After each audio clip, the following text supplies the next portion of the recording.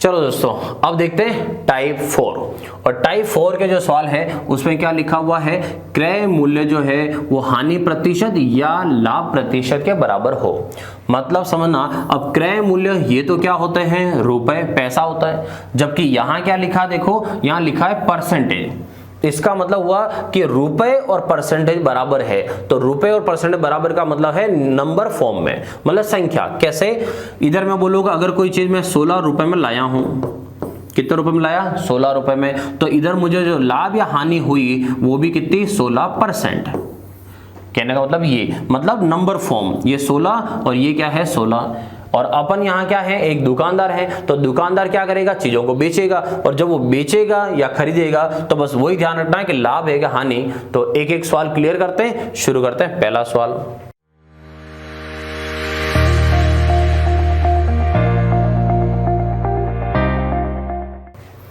सबसे पहले क्या दे रखा है, 24 रुपए में एक पेन बेचने पर, तो 24 रुपए में एक पेन बेचा, मतलब वही हो गया आपका विक्रय मूल्य हो गया 24।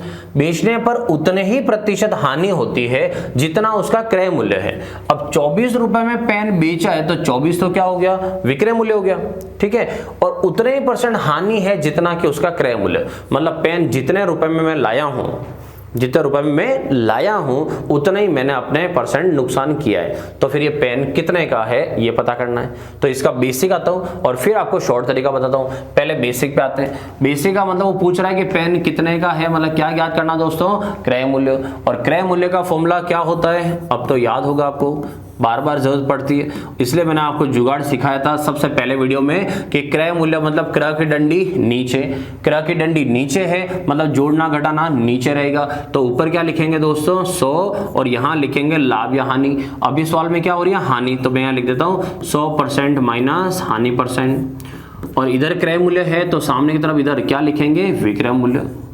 ये हो गया विक्रय मूल्य, ये आपका क्रय मूल्य का फॉर्मूला है। अब इस फॉर्मूले से सॉल्व करते हैं। तो फॉर्मूले में रखते हैं सबसे पहले क्रय मूल्य। अब सवाल को पढ़ना, जितना यहां पर क्या दिया, जितनी हानि है उतना ही क्रय मूल्य है। तो जितनी हानि है उतना ही क्रय मूल्य, मतलब यहां मैं जो संख्या लिखूंगा वही संख्या मुझे यहां लिखनी पड़ेगी।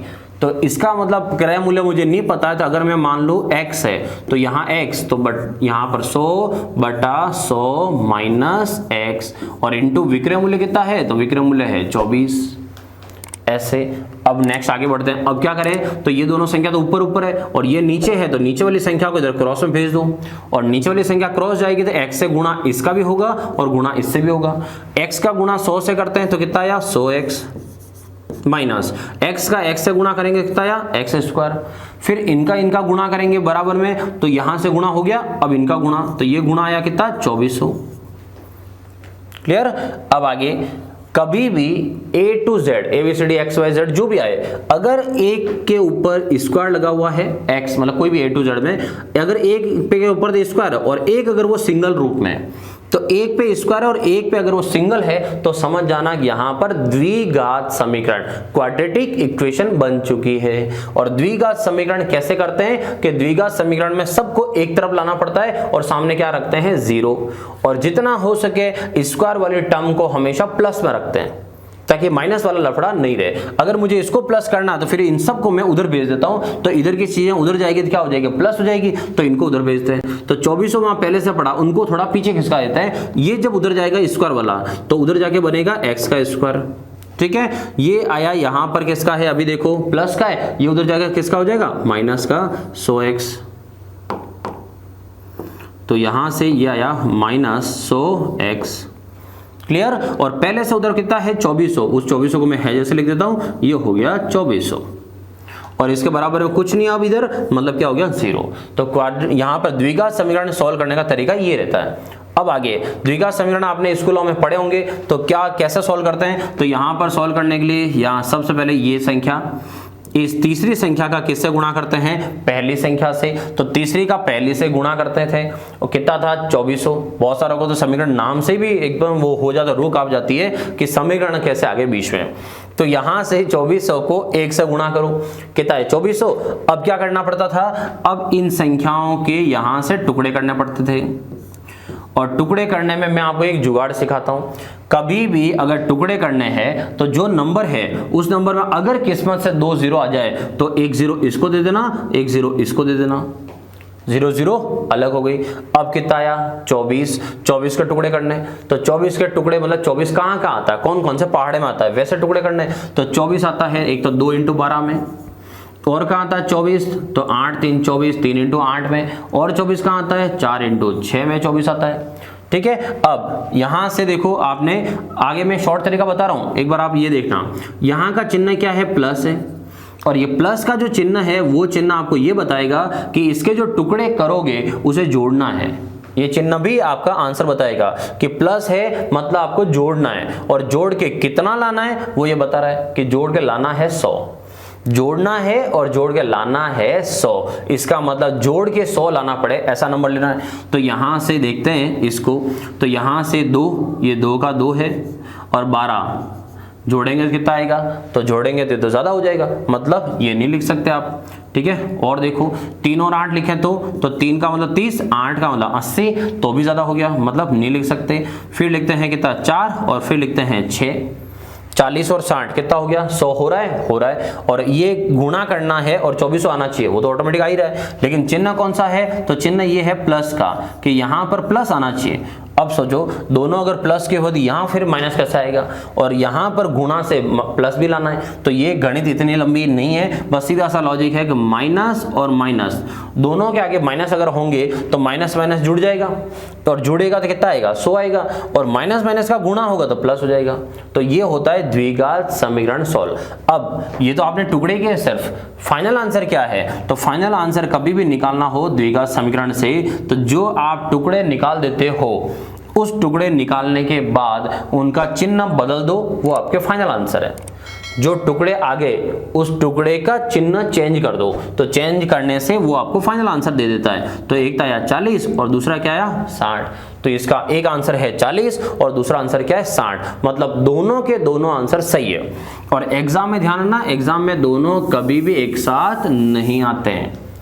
ठीक है, दोनों आंसर सही है। क्यों सही है, एग्जाम्पल मैं आपको चेक करके बता देता हूं। अगर पेन मेरे 60 रुपए का है, ठीक है, अब समझना ये क्या ज्ञात हुआ अपने क्रय मूल्य। अगर मेरे पेन 60 रुपए का है और सवाल वाला कह रहा है कि जितने का पेन होगा हानि भी उतने ही % होगी, तो अगर मेरा पेन 60 रुपए का है तो मुझे हानि भी कितनी हुई, फिर 60% हुई। क्रय मूल्य और हानि दोनों सेम है, तो यहां से 60 रुपए पर अगर मुझे 60% हानि हो जाए तो 60 का 60% निकालोगे तो जो 36 आएगा, ये आया 36 रुपए। मतलब 60 का मैं पेन लेके आया और मैंने जब बेचा तो 36 रुपए मैंने क्या कर दिया, नुकसान कर दिया। तो 60 रुपए में से 36 रुपए तो मेरे नुकसान हो गया, तो इसका मतलब मैंने पेन फिर बेचा कितने में, तो पेन बेचा कितने रुपए में, 24 रुपए में। 60 में लाया, 36 का नुकसान करवा दिया, तो बेचा कितने में, 24 में। इसका मतलब इस सवाल का आंसर आ गया आपका वापस 24, मतलब बिल्कुल सही किया है। अब मैं बताता हूं आपको यही सवाल वापस 24 से कि इसका आंसर 40 से, ये इसका आंसर 40 क्यों है, तो 40 रुपए में, ठीक है, 40 रुपए में कितना 40%। 40 रुपए में अगर मैं लाया हूं तो मेरा नुकसान भी कितना हुआ, फिर 40%, दोनों सेम। तो 40 का 40% निकालो दोस्तों, 40 का 40%, 40 का 40% निकाले तो कितना हुआ 16 रुपए। मतलब कोई चीज मैं लाया हूं 40 में और उसका नुकसान करवा दिया मैंने कितना 16 रुपए का, तो इसका मतलब मेरे वो चीज कितने में गई, फिर 24 में। तो 24 में बेचिए तो ये हुआ। इसका मतलब ये है कि जब भी हानि होती है इस सवालों में, कब क्रय मूल्य और हानि बराबर हो तब, जब भी हानि होगी हमेशा 2 आंसर आएंगे, हमेशा 2 आंसर आएंगे, ठीक है। और जो 2 आंसर आएंगे उनका योग हमेशा 100 ही होगा। आगे और सिखा रहा हूं अभी तो मैं, यहां पर हमेशा 2 आंसर आएंगे हानि के टाइम पे, और दोनों जो आएंगे उनका योग 100 होगा। अगर एक 60 आया है तो दूसरा आंसर 40 आएगा, अगर एक 70 आया है तो दूसरा आंसर 30 आएगा। ये जो बताया है ये तो बताया आपको मैंने पूरा बेसिक तरीका कि इसका बेसिक से कैसे जाओगे। अब मैं आपको बताता हूं कि इस तरह के सवाल में करना है क्या आपको। तो इस तरह के सवाल जब भी आए तो आपको ध्यान ये रखना है कि ऐसे सवाल हमेशा किससे करोगे, ऑप्शन से। ऐसा सवाल हमेशा किससे किया करो, ऑप्शन से। रीजन ये है कि बहुत सारे बच्चों को द्विघात समीकरण बनाने में दिक्कत आएगी, ठीक है, तो वो फिर इस सवाल को छोड़ के नहीं आ जाए, इसलिए आप तो ऑप्शन से भी करो लेकिन सवाल करो। तो सवाल क्या था, मैं यहाँ वापस बता देता हूँ। कोई पेन या रजिस्टर या कोई भी चीज बेची है कितने रुपए में, 24 में, और 24 में बेचने से ये बोला है कि जितना इसका क्रय मूल्य है उतनी ही इसकी हानि भी है, लेकिन क्रय मूल्य हुआ रुपए और हानि किसमें है, प्रतिशत में। क्रय मूल्य और हानि दोनों बराबर है, ठीक है। अब मैं लिख देता हूं कि अगर इसके ऑप्शन से करते तो फिर ऑप्शन होने चाहिए, तो इसके ऑप्शन यहां लिख देता हूं मैं 20, फिर लिख देता हूं सॉरी, अच्छा मैंने सॉरी क्यों बोला है, उसका पॉइंट। बेचा कितने में, वस्तु कितने में बेची मैंने, 24 में। 24 में बेच के मुझे नुकसान हुआ है, तो 24 में बेचने से मुझे नुकसान हुआ है, तो इसका मतलब प्राइस 24 से तो ज्यादा ही होगी, इसलिए यहां पर अब मैं लिखता हूं जैसे 50, फिर मैं लिख दिया 70, फिर लिख दिया मैंने 40, और फिर लिख रहा हूं मैं 60। ये हो गए ऑप्शन। अब इस सवाल को अपन ऑप्शन से करते हैं, तो ऑप्शन से पहला ऑप्शन, ठीक है। और अच्छा ये क्या है, ये ऑप्शन है क्रय मूल्य के, क्योंकि सवाल में पूछा गया था कि बताओ क्रय मूल्य क्या है, तो क्रय मूल्य आया 50। अब कैसे करना है, सवाल को समझना। पहले 50 रुपए में कोई चीज लाया, तो 50 में मैं लाया, फिर उसके बाद 50% मुझे हानि हुई, तो 50 रुपए मुझे मिले नहीं मिले, इसका मतलब क्या हुआ, पैसा कम पड़ेगा। तो 50 पे 50% का नुकसान, 50 पर 50% हानि, 0 0, तो इसका मतलब 50 माइनस 25, इसका मतलब ये सवाल अगर होता तो आंसर 25 आता, लेकिन क्या अपने 25 आ रहा है, नहीं आ रहा है, मतलब पहला ऑप्शन गलत। दूसरा ऑप्शन, दूसरा है कि अगर क्रय मूल्य 70 रुपए हो तो 70 का 70% हानि होगी, तो 70 की 70% हानि, तो इसका मतलब है कि 70 में से 49 घटाएंगे तो कितना आएगा, 21 रुपए। क्या अपने सवाल में 21 रुपए आ रहा है, नहीं, मतलब ये भी गलत। अपने कितना चाहिए, 24 चाहिए। तीसरा ऑप्शन, तीसरा ऑप्शन में है कितना, 40 रुपए की वस्तु है और 40 का 40% क्या है, नुकसान, तो 40 का 40% नुकसान, 20 कैंसिल, मतलब 40 में से कितना कम कर दो, 40 माइनस 4 × 4 मतलब 16 कम कर दो, तो 40 में से 16 कम, कितने रुपए आया, 24, ठीक है। चौथा ऑप्शन देख लो, चौथा ऑप्शन है 60 रुपए, तो 60 रुपए और 60 पर 60% हानि, तो 60 का 60%, तो 60 का 60% हुआ 36, 60 में से 36 गया तो कितना आया, 24। इसका मतलब हुआ कि 60 से करो या 40 से करो, दोनों से आंसर क्या आएगा, सेम। और अभी मैंने सिखाने के लिए आपको दोनों ऑप्शन में वापस डाले हैं, एग्जाम में दोनों एक साथ नहीं आते हैं क्योंकि दोनों के दोनों सही है। आई थिंक अब क्लियर हो चुका होगा कि यहाँ क्या सिखा रहा हूं मैं, क्रय मूल्य और हानि जब भी बराबर होगी इसमें हमेशा आंसर 2 आएंगे और दोनों का योग हमेशा 100 होगा। क्लियर, और देखते हैं आगे, ठीक है। और लिखना चाहो आराम से पीडीएफ देख लेना, पीडीएफ में वैसे भी मैं आपको सब कुछ दे ही रहा हूं, ठीक है। नेक्स्ट, अब लिखा हुआ है 144 रुपए में एक रजिस्टर बेचने पर उतने ही प्रतिशत लाभ होता है जितना उसका क्रय मूल्य है। अब इस बार जो कॉस्ट प्राइस है, क्रय मूल्य है, वो किसके बराबर है, इस बार लाभ प्रतिशत के बराबर है। पिछली बार अपन ने संख्याओं को क्या किया था, घटाया था, इस बार अपन क्या करेंगे, जोड़ेंगे, क्योंकि इस बार अपन कमा रहे हैं। तो मैं आपको ऑप्शन दे देता हूं कि इसके ऑप्शन क्या होने चाहिए, ठीक है, क्योंकि अपन तरीका सेकंड यूज करेंगे, फिक्स है, मुझे पता ही है आप क्या सोच रहे हो, इसलिए तो मैं सेकंड तरीका ही यूज कर रहा हूं। ये अब देखते हैं, यहां लिख दिया जैसे 60 है, 70 हो गया, फिर 80 हो गया, फिर 90 हो गया, ऐसे 60 70 80 90, ये ऑप्शन लेना है। पहला ऑप्शन बोल रहा है कि क्रय मूल्य कितने रुपए है, 60 रुपए है, मतलब 60 रुपए की खरीद है, क्रय मूल्य है कितना, 60 रुपए, और 60 पे कितना कमाना है, 60%, तो 60 का 60%, ठीक है, 60 का 60%, 60 का 60% कितना हुआ, 0 0 कट गई, तो 6 × 6 कितना हो गया, 36, तो 60 प्लस 36, और 60 प्लस 36 कितना हुआ, 96। इसका मतलब 96 तो बहुत कम है, वो तो 144 है, मतलब ये आंसर नहीं आ रहा है। ऑप्शन ले जाते हैं सेकंड, 70 रुपए की वस्तु है और 70 पर 70% कमाना है, 70 पर 70% कमाना है, तो 2 जीरो से 2 जीरो कैंसिल हो गई, तो ये है 70 रुपए और 70 पे कमाना है कितना 49 रुपए, तो इसका मतलब कितना हुआ 119 रुपए। अभी भी कितना है 144 है, मतलब 119 अभी भी दूर है, मतलब ये ऑप्शन भी नहीं है। फिर आते हैं तीसरा ऑप्शन, कितना है 80 रुपए। 80 रुपए और 80 का 80% कमाना है, 80 का 80% कमाना है, तो 80 का 80%, 2 जीरो से 2 जीरो क्या हो गई कैंसल, तो यहाँ कितना आया 80 और प्लस 8 8 कितना हो गया 64, तो 80 प्लस 64 कितना हो गया 144। आ गया अपना आंसर। तो इसका मतलब अपना आंसर किससे आया है, ऑप्शन थर्ड से, सी से। अगर फोर्थ वाले को इसको भी सॉल्व कर ही लेते हैं, तो 90 रुपए की वस्तु है और इसके ऊपर 90 पर 90% अपन ने कमाया अगर है, तो 2 जीरो से 2 जीरो कैंसल, 90 रुपए की वस्तु और 90 पे 90 मतलब होगा कितना 81, और इसको जोड़ेंगे तो कितना आएगा 171। इसका मतलब आंसर इसका 171 है, मतलब ज्यादा हो गया, तो आंसर क्या लेना है 144। अब आता हूं ऐसे सवाल अगर जो लोग डायरेक्ट करना चाहते हैं, जो स्टूडेंट, वो कैसे करेंगे। तो देखो यहां पर इतना कुछ लिखा है, इसी को थोड़ा सा शॉर्ट फॉर्म में लाना चाहो तो कैसे करो। यहां पर 60 रुपए की वस्तु है, 60 रुपए की वस्तु है, कमा कितना रहे हो उसके ऊपर 60%, तो 60% अगर कमा रहे हो तो आप बेच कितना परसेंट में रहे हो, 60% आप कमा रहे हो तो बेच कितना में रहे हो 160%, तो सीधा यही गुणा कर दो 160 का, 160% है तो 160 का गुणा यहां और बटा में कितना आ जाएगा 100। सीधा सा सवाल हो जाएगा, इधर पूरा लिखने की जरूरत नहीं है। जैसे इधर 70 है तो क्या लिखोगे 70 इंटू 170 बटा 100, 80 है तो 80 इंटू 180 बटा 100, 90 है तो 90 इंटू 190 बटा 100, डायरेक्ट लिखो और अब आंसर देखो। 2 जीरो तो सबकी कटेगी वैसे इस सवाल में, जहां जहां 2 2 जीरो वो सब तो कटनी है, सिर्फ संख्या संख्या बचेगी, तो यहां से संख्या संख्या देख लो। 16 इंटू 6 96, 17 इंटू 7 119, ठीक है, 18 इंटू 8 144, 19 इंटू 9 171। अपना आंसर कितना है 144। 144 किससे आया, ऑप्शन सी से आया। सवाल हमारा खत्म हो गया।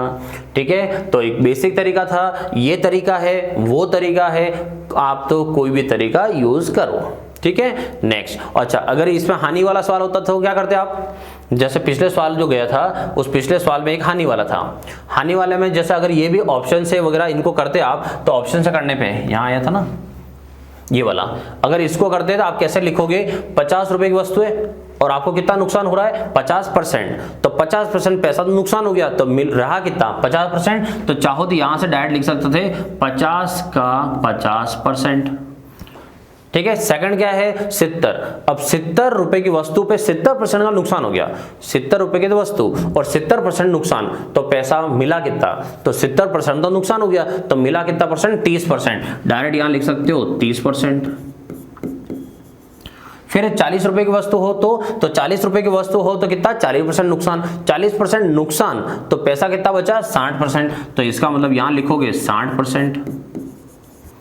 फिर लास्ट में है कितना 60%। 60% की अगर वस्तु है या 60% कोई चीज है, तो 60 रुपए की वस्तु पर 60% क्या हुई हानि, तो 60% हानि, तो पैसा बचा कितना 40%। ठीक है, ये लिख के अब आप काट के देख लो, वापस वो कब हुई है 2 0 2 0 2 0 2 0, ये हो गया, यहां से ये हो गया। पहले वाले में आंसर 5 इंटू 5 25 आया, ये रहा, कुछ अलग नहीं है, बस ये है कि आप ऑप्शन में वहीं पर जल्दी सॉल्व कर सकते हो। 7 3 21, 6 4 24, 6 4 24। ठीक है, चलो आगे बढ़ते हैं। ये है अगला सवाल, किसी वस्तु को 9 रुपए में बेचने पर जितने प्रतिशत हानि होती है उतना ही उसका क्रय मूल्य है। और अब आपको मैंने दो जो ऑप्शन से सिखाए कि डायरेक्ट ऑप्शन के पीछे गुणा कर दो। अब आप डायरेक्ट सवाल करना कैसे आएगा, तो मैं यहां लिख रहा हूं ऑप्शन, कि अगर इस सवाल के ऑप्शन कुछ ऐसे रहे हो, जैसे 60 हो गया, 70 हो गया, 80 हो गया और 90 हो गया। ठीक है, अब इसका आंसर निकालना है, तो आंसर निकालने क्या करोगे, 60 रुपए की वस्तु यही गुणा करना है, 60 रुपए की वस्तु पर 60% क्या हुई हानि, क्योंकि दोनों बराबर है, तो 60 की वस्तु पर 60% नुकसान हुआ, तो पैसा कितना मिला 40%। 70 रुपए की वस्तु पर अगर 70% हानि हो गई, तो पैसा कितना मिला 30% का। 80 रुपए की वस्तु है और 80% नुकसान हो गया, तो 80% पैसा तो नुकसान हो गया, बचा कितना 20%। अगर 90 रुपए की वस्तु है और 90 रुपए की वस्तु पर 90% नुकसान हो गया, तो 90 रुपए की वस्तु पर 90% नुकसान, तो 90% क्या हो गया नुकसान, तो पैसा कितना मिला 10% सिर्फ, ये 10। अब आपको आंसर कितना लाना है, तो आंसर लाना है कितना 9। 9 किससे आएगा बस वो चेक कर लो, तो 0 0 6 × 4 24 आया, 0 0 7 3 21 आया, 0 0 8 दूनी 16 आया, और 0 0 मतलब यहां से 9 × 1 9 आया। तो आंसर कितना हुआ इसका 9, किससे आया लास्ट वाले से। और मैंने बोला कि जब हानि होती है तो क्रय मूल्य और हानि दोनों अगर बराबर हो तो हमेशा 2 आंसर आते हैं। तो यहाँ ऑप्शन में मैंने आपको एक ही दिया है क्योंकि एग्जाम में ऐसा आएगा। अब ये दूसरा ऑप्शन कौन सा वाला था, तो मैंने आपको बोला है कि जो भी क्रय मूल्य और हानि जब भी आएगी 2 आंसर आएंगे, और 2 आंसर वो आएंगे जिनका योग 100 होगा, जिनका योग 100 होगा। मतलब 90 अभी जो आंसर है तो दूसरा इसका आंसर 10 होता, 10 का 10% नुकसान होता, तो 10 रुपए वस्तु, 10 पे 10% नुकसान मतलब 1 रुपया नुकसान, तो वस्तु कितने में जाती 9 में। तो 10 भी सही है 90 भी सही है, लेकिन ऑप्शन में एक ही आएगा। दूसरा देखो, अगर 80 हुआ तो 80 का आंसर है 20 आएगा, अगर 70 हुआ तो आंसर 30 आएगा, 60 हुआ तो आंसर 40 आएगा, और 50 तो सिंगल ही है क्योंकि उसका जोड़ीदार तो 50 ही रहता है, इसलिए इसको सवाल को ऐसे किया जा सकता है। क्लियर, चलो।